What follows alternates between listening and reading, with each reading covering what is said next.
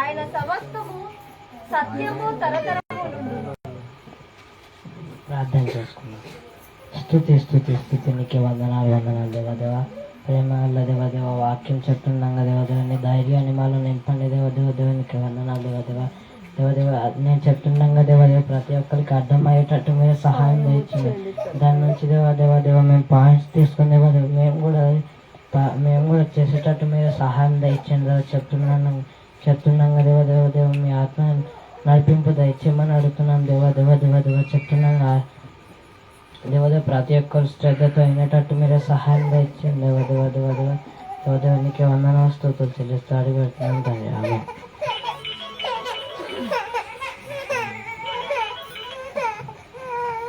సమస్త దేశములారా యెహోవాకు ఉత్సాహధ్వనులు చేయుడి.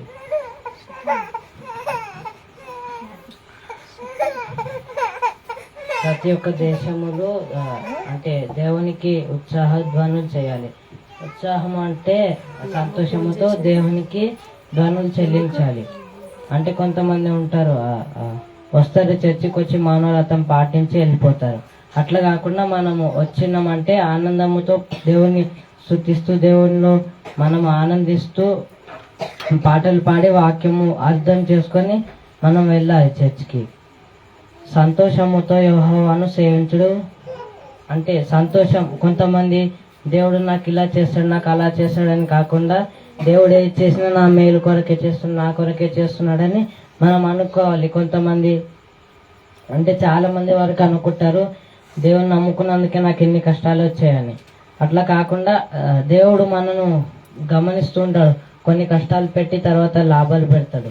దేవుడు కొన్ని నష్టాలు చేసిన తర్వాత వాళ్ళు చెదరకుండా ఉంటే వాళ్ళకు ఇంకా ఆశీర్వదించాలని దేవుడు అనుకుంటే, కొంతమంది ఏమో ఇట్లా అనుకుంటారు దేవుడే నాకు ఎందుకు ఇలా చేస్తున్నాడో, ప్రతి ఒక్కరిని అట్లా చూసి నన్ను ఎందుకు ఇట్లా చిన్న చూపు చూస్తున్నారు ప్రతి ఒక్కరిని అనుకుంటారు. కానీ దేవుడు అలా కాదు. దేవుడు మనని అంటే దేవుడు ఫస్ట్ మనకు కష్టాలు పెట్టిన తర్వాత చెదరపోకుండా ఉంటే మనకు మళ్ళా లాభాలు తెస్తాడు దేవుడు. ఉత్సాహ గనులు చేయుచు ఆయన సన్నిధికి రండి. మనము ఆనందముతో సంతోషముతో దేవుని సన్నిధికి వచ్చినప్పుడు ఆనందముతో సంతోషముతోనే మనము మళ్ళా మన ఇళ్ళల్లోకి వెళ్తాము. మనము ఏడుపు ముఖం పెట్టుకోకుండా ఎవరు చర్చికైతే రానియేడు కూడా దేవుడు. మనకి ఏడుపును కూడా తెప్పించాడు దేవుడు. దేవుడైతే మనల్ని అందరినీ సంతోషంగా ఉంచుతాడు. ఎందుకంటే మనం అందరం దేవుని పిల్లలం కాబట్టి. యెహోవాయే దేవుడు అని తెలుసుకున్నది.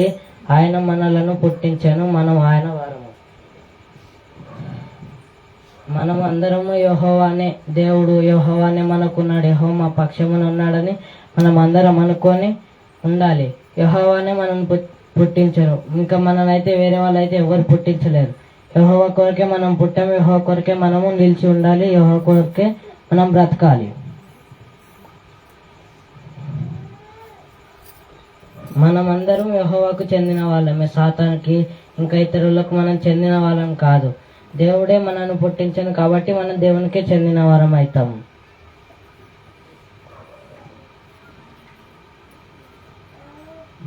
మనం ఆయన ప్రజలము, ఆయన మేపు గొర్రెలము.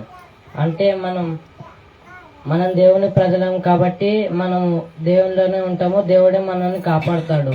అంటే ఒక రాజ్యానికి అంతకి కలిపి ఒక రాజును పెడతారు. ఎందుకంటే ఆ రాజు చెప్పిన అందరూ ఆ దేశంలో ఉన్న వారందరూ వినడానికి రాజును పెడతాడు.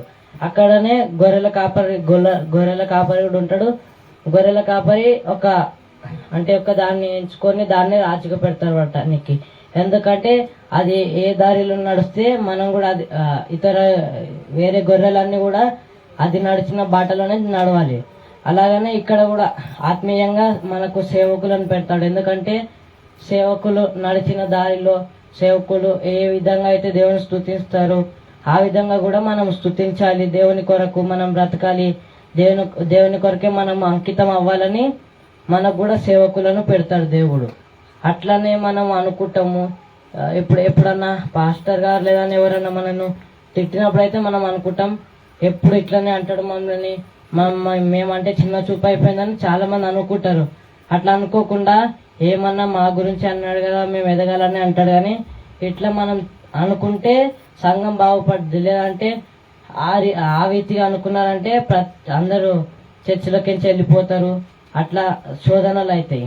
అట్లా కాకుండా మనము నిలకడగా ఉండాలి. ఎందుకంటే కొంతమంది అంటే ఇట్లా ఏమన్నా అనగానే కోపం పెట్టుకొని పగ ఉంచుకొని ఉంటారు. అట్లా కాకుండా మనం ఏదన్నా అంటే నా కొరకే అన్నాడుగా, నా మేలుకే అన్నాడుగా, నేను బాగుపడాలని అన్నాడు కానీ మనం అనుకోవాలి. మనం ఆ విధంగా అనుకోకుండా అంటాము, ఎప్పుడు మా మీదనే పడేడుస్తాడు, మమ్మల్ని అంటాడని మనం అందరం అనుకుంటాం.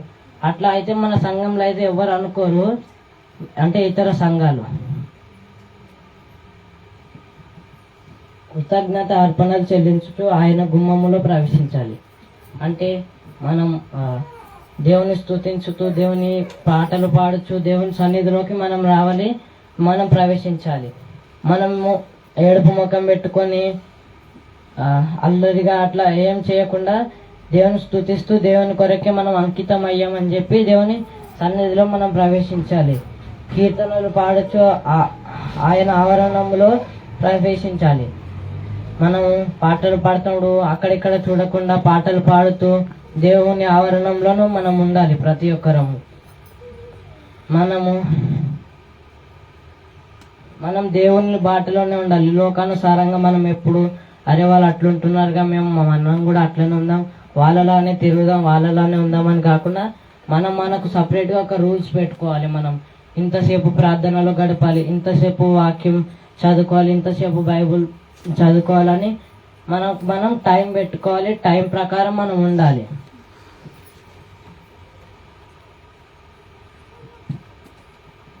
ఆయనను స్తుతించుచు ఆయన నామమును ఘనపరచాలి. అంటే దేవుణ్ణి, మా దేవుడు ఇట్లా చేశాడు, మా దేవుడు ఇట్లా చేశాడు, మాకు ఇన్ని మేలులు చేశాడు, మాకు ఇట్లా కష్టాల నుంచి మాకు దేవుడు ఇట్లా విముక్తి కలిగించాడని మన స్నేహితులతో చెప్తే వాళ్ళు కూడా అవుననుకుంటా వాళ్ళు కూడా మన చర్చికి లేదా మనం వెళ్ళే సంఘానికి అట్లా వాళ్ళు కూడా ప్రేరేపింపి వాళ్ళు కూడా రాబడతారు.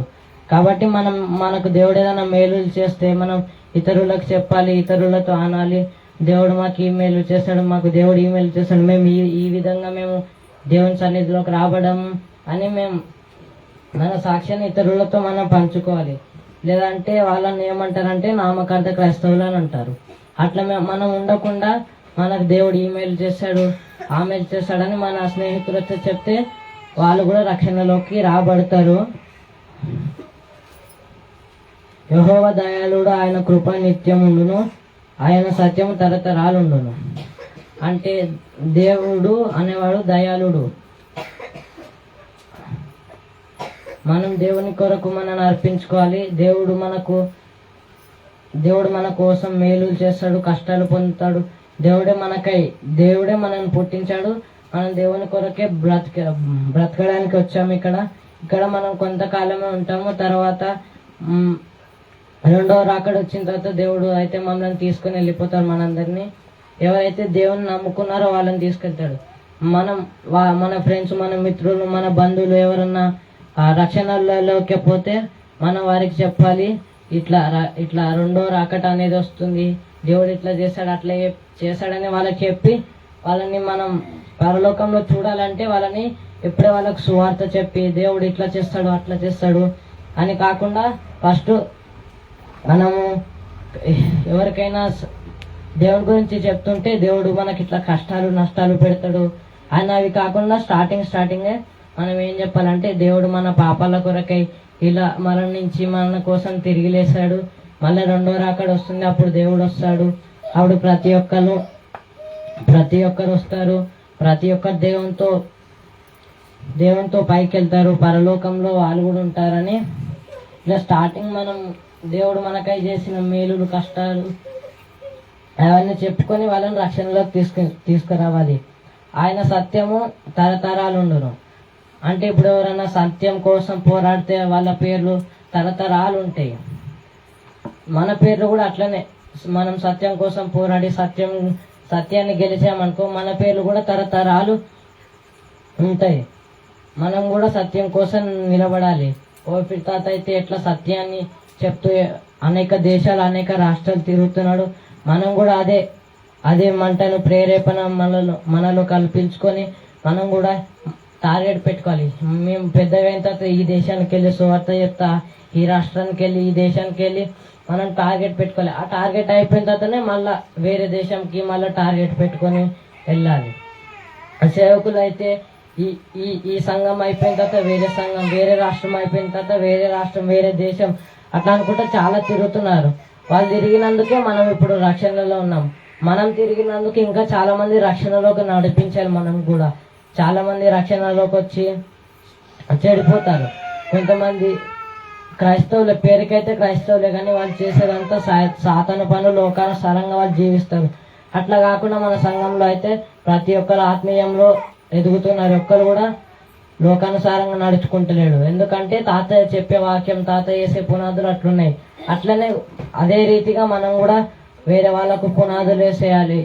వాళ్ళకి వేసిన తర్వాత వాళ్ళు వేరే వాళ్ళకి అట్లా అని చెప్పి చాలా ఆత్మలో రక్షణలోకి వస్తాయి. తాతయ్య మనకు ఆ విధంగా చెప్పాడు కాబట్టి మనం ఇప్పుడు ఈ విధంగా మనం ఇట్లా నిలకడే ఉన్నాం.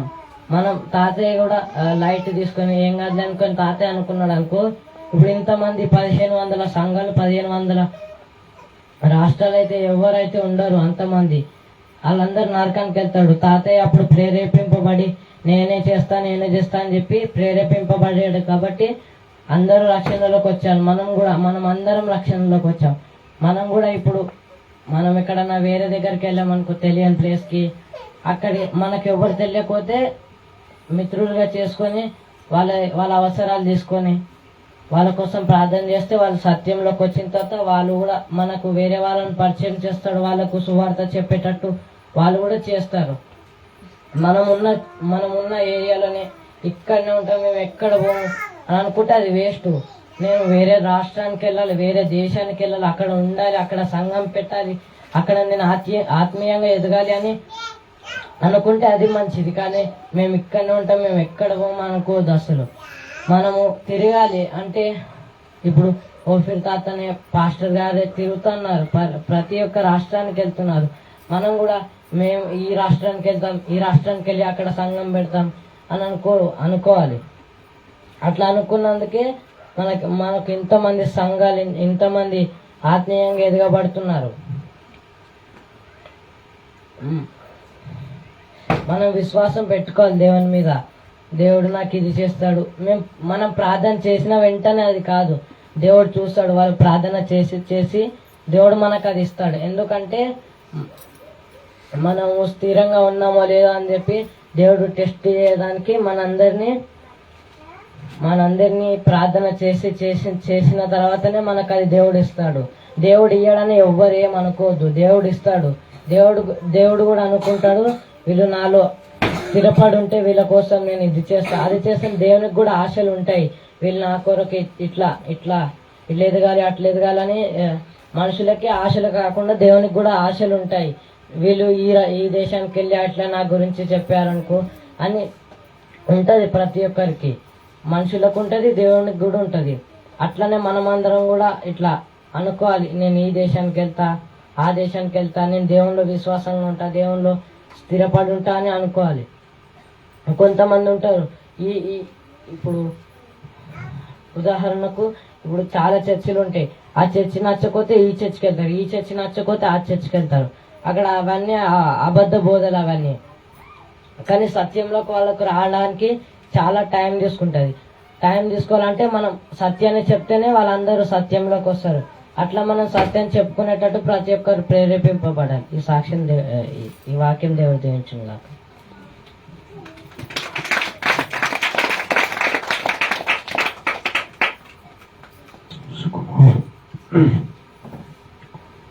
ఓకే, చాలా బాగుంది. మరి నువ్వు ఒక దేశం టార్గెట్ పెట్టుకోవాలన్నావు కదా, పెట్టుకున్నావు ఏదైనా? ఏ దేశం పెట్టుకున్నావు? రష్యా. షబాష్. దాని కొరకు ప్రార్థన చేస్తున్నావు. కరెక్ట్. టార్గెట్ అట్లా పెట్టాలి. రష్యా కొరకు వాళ్ళు టార్గెట్ పెట్టుకున్నారంటే దేవుడు ఆమెనని చెప్పేస్తాడు, ఆమెనని పలుకుతాడు. నేను 15 సంవత్సరాల కింద దాదాపు 16-17 సంవత్సరాల కింద టార్గెట్ పెట్టుకున్నాను. ఢిల్లీలో ఎట్లయినా నేను సంఘం పెట్టాలని.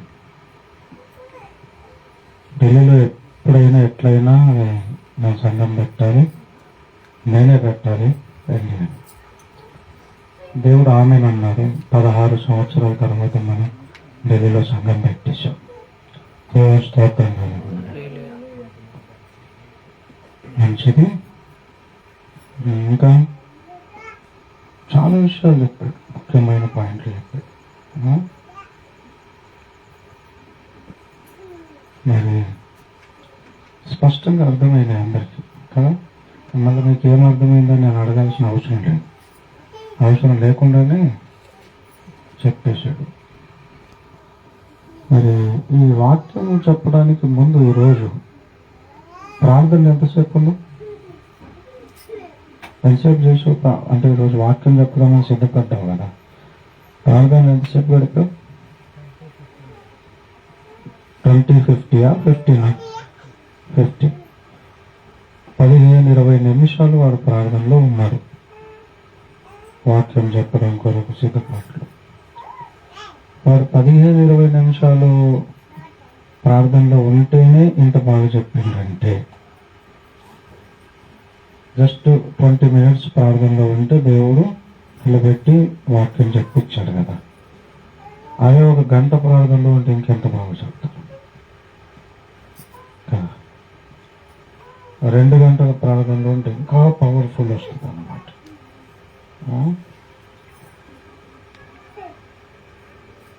మన శ్రావణి వాక్యం చెప్పింది కదా, ఈరోజు అడిగాను నేను, నువ్వు అనుకున్నావా ఎప్పుడన్నా చాలా సిద్ధపడ్డావా, నేను వాక్యం చెప్పాలని ప్రార్థన చేసినావా అని అడిగా ఈరోజు.